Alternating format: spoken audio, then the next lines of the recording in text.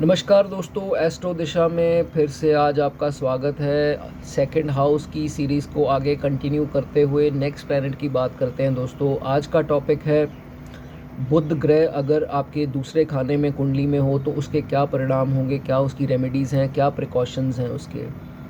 दोस्तों, दूसरा घर जैसे कि आप जानते हैं हम हमारी वाणी का घर है। हमारी वाणी इससे देखी जाती है। जो हमारी टोन है हमारी फैमिली को दर्शाता है, हमारी फैमिली के रिलेशंस कैसे हैं उनको दर्शाता है। सेकंड हाउस से दोस्तों हम अपनी एक्यूमुलेटेड वेल्थ जिसे बोलते हैं, हमारा कमाया हुआ जो धन है उसको देखते हैं, और हमारी जो कैश की स्थिति है, लिक्विड मनी जो है, उसको भी हम सेकंड हाउस से देखते हैं। हमारा खान पान, हमारी ईटिंग हैबिट्स, ये भी सेकंड हाउस दर्शाता है। दोस्तों, सेकंड हाउस में जुपिटर जो है ये उसका खाना है और ये शुक्र का भी खाना है। तो दोस्तों यहाँ पर चंद्रमा जो है वो उच्च का होता है। तो बात करते हैं, अगर मरकरी प्लैनेट अगर बुध यहाँ पर आएगा तो उसके क्या परिणाम होंगे। दोस्तों, एक सबसे पहले आपको इसका बेसिक फीचर जानना है कि ये प्लेसमेंट जो है इनके जो फादर के लिए इतनी मुबारक नहीं मानी जाती। मैं आपको बताता हूँ इसमें होता क्या है। जब ये जातक पैदा होता है तो देखा जाता है कि औलाद जब पैदा हुई है तो ढोल नगाड़े बजते हैं, खुशियाँ होती हैं और सेलिब्रेशंस होती हैं। बट उनको ये नहीं पता होता कि ये जातक जो है, जो पिता के लिए है, वो इतना शुभ नहीं माना जाता।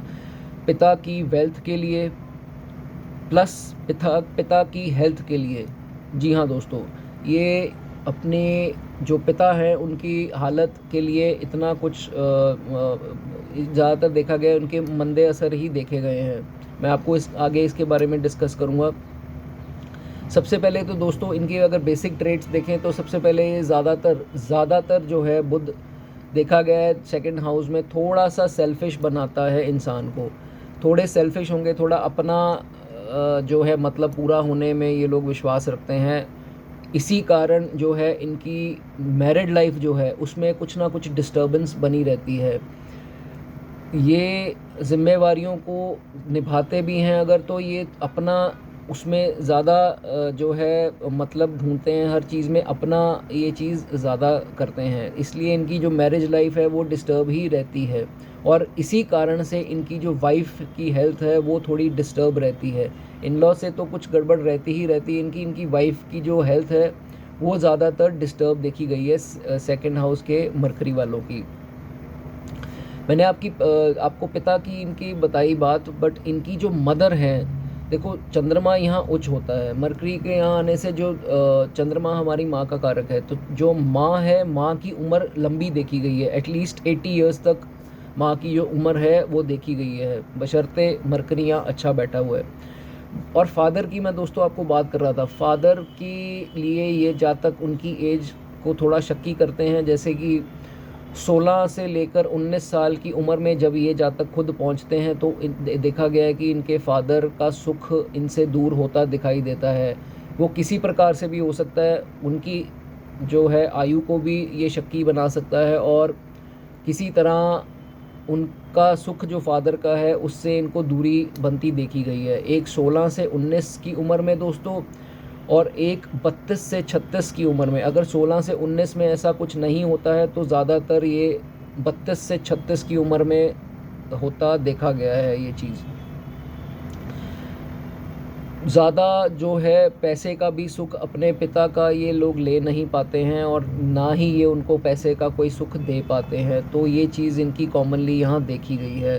पिता के लिए ये जो औलाद है इतनी मुबारक नहीं होती दोस्तों। शादी के बाद हालांकि जो इनके इन लॉज़ हैं वो काफ़ी राइज़ होते देखे गए हैं, वो चढ़ाव की ओर देखे गए हैं। तो ये भी इनके लिए लकी माने जाएंगे। ज़्यादातर मरकरी यहाँ आने से ये देखा गया है कि ये इनकी डिबेट में पावर बहुत अच्छी होती है। बोलते ये लोग अच्छे हैं, अच्छे स्पीकर माने गए हैं, काफ़ी फेमस स्पीकर होते हैं, और हर तरह के जो जहाँ इनकी जो बोल वचन जो वाणी है वो अच्छी ही देखी गई है, इम्प्रेसिव देखी गई है दोस्तों। एक आपको इन हिदायत है इन लोगों को कि इनको गैम्बलिंग, जिसे दड़ा सट्टा हम बोल देते हैं, ताश में जुआ या मैच फिक्सिंग, इन चीज़ों से सख्त परहेज़ रखना है, इनसे तौबा करनी है। ये चीज़ आपको आपका ग्राफ बिल्कुल डाउन लेकर जाएगी। उसके बाद दोस्तों इसमें एक रेमेडी जो लाल किताब में बहुत ही इसका कारगर मानी गई है, इन केस आपको फाइनेंशियल कोई दिक्कत आ रही है या आपकी जो बुद्ध संबंधित जो आपके रिलेटिव्स हैं, जैसे आपकी बेटी है या आपकी बुआ है या सिस्टर है आपकी, अगर उनको किसी प्रकार की ज़्यादा दिक्कत आ रही है या आपके बोलने में, लहजे में आपको किसी प्रकार की दिक्कत आ रही है, तो देखा गया दोस्तों इसमें एक उपाय है। आपको क्या करना है, एक चांदी की एक सुई बनानी है, जिसे तार बोल देते हैं। चांदी की एक तार आपको क्या करना है, अपने नाक में पियर्सिंग करवा के वो चांदी की तार डलवानी है और उसको आपको 120 घंटे लगभग आपके हो गए 5 दिन के आसपास। तो 5 दिन आपको क्या करना है, 120 घंटे के लिए वो चांदी की जो तार है आपको अपने नाक में छेद करवा के डाल के रखनी है दोस्तों। उसके बाद आपको ये जो है वो निकाल देनी है तार। ये जो रेमेडी है ये आपकी बुद्ध के रिलेटिव्स को भी दिक्कत से उभारेगी और आपको भी फाइनेंशियल कंडीशन कोई आपकी ख़राब है उससे भी निकालेगी और आपका जो लहजा ख़राब हुआ पड़ा है बोलने का उसको भी सही करेगी और आपकी फ़ैमिली में जो दिक्कतें आ रही हैं आपके साथ फैमिली मेम्बर्स की, उसको भी ये चीज़ ठीक करेगी। ये इतना दोस्तों कारगर माना गया है। ये तो जिनकी कुंडली में ये प्लेसमेंट होती है, देखा गया कि उनके बर्थ के बाद ज़्यादातर ये चीज़ बच्चों में ही, बड़े होने से पहले ही ये चीज़ कर दी जाती है, क्योंकि ये उपाय बहुत अच्छा माना गया है। क्योंकि चांदी, आपको बताया मैंने, चंद्रमा यहाँ उच्च होता है और चांदी उसकी आइटम है। तो नाक में पियर्सिंग करवा कर, छेद करवा कर इसको 120 घंटे के लिए रखें और उसको फिर निकाल दीजिए। उसके बाद दोस्तों किसी प्रकार से यहाँ बुध खराब है तो आपको घर पे तोता, जो इसकी आइटम है, तोता, मैना और बकरी खासकर, ये बिल्कुल नहीं आपको पालने हैं। और जो आजकल लव बर्ड जिसे हम बोलते हैं, वो भी लोग केज में रखकर उसको पालते हैं घर में, वो भी आपको नहीं पालने हैं। उसके बाद दोस्तों साली भी जो है वो डिनोट करती है बुध से। तो साली अगर आपके घर पे रहना स्टार्ट हो जाती है तो ये भी आपके लिए इतनी मुबारक चीज़ नहीं होगी, या आप साली के घर पे रहना स्टार्ट कर देते हैं तो इसमें आप देखेंगे कि आहिस्ता आहिस्ता आपको बिज़नेस में लॉसेस आएंगे, आपका बिज़नेस जो है बिल्कुल डाउनवर्ड्स जाना स्टार्ट कर देगा। हो सके तो दोस्तों ग्रीन दाल जो होती है, मूंग दाल जिसे बोलते हैं, हरी मूंग दाल, आप सुबह जो है कबूतरों को डालें, रात को भिगो कर रखें और सुबह कबूतरों को डालें। बुधवार करने से ये बहुत बढ़िया है। अगर रोज़ कर सकते हैं तो ये आप रोज़ कर सकते हैं। आप मंदिर में भी इसको कर सकते हैं। मंदिर में अगर आप इसको दान करते हैं तो कोशिश कीजिए दोपहर के 3 या 4 बजे के बीच में, 3 से 4 के बीच में अगर ये आप दान करते हैं मंदिर में, तो ये भी एक बिज़नेस के लिए आपके अच्छी रेमेडी मानी जाएगी। और आप कोशिश कीजिए कि रात को अपने जो डिनर करते हैं उसमें ये दाल आप मत खाइए, जो ग्रीन दाल, हरी मूंग की दाल है, वो आप खाना अवॉइड करें। दोस्तों घर में अगर आपके ढोलक या तबला बजता है तो उसको भी अवॉइड करें। घर में किसी प्रकार का ढोलकी बजनी, तबला बजना, ये शुभता इसमें नहीं मानी जाएगी, इसके बुरे परिणाम ही होते हैं। तो आपको ये चीज़ भी अवॉइड करनी है। उसके बाद दोस्तों लास्ट में, अगर बहुत ज़्यादा अगर बुध यहाँ ख़राब सिचुएशन में है और इनको इतनी तकलीफ़ आ रही है कि यहाँ पे हॉस्पिटलाइजेशन तक की नौबत आ चुकी है, तो उसमें दोस्तों एक रेमेडी आपको बता रहा हूँ। आपको क्या करना है, एक मिट्टी की मटकी लेनी है।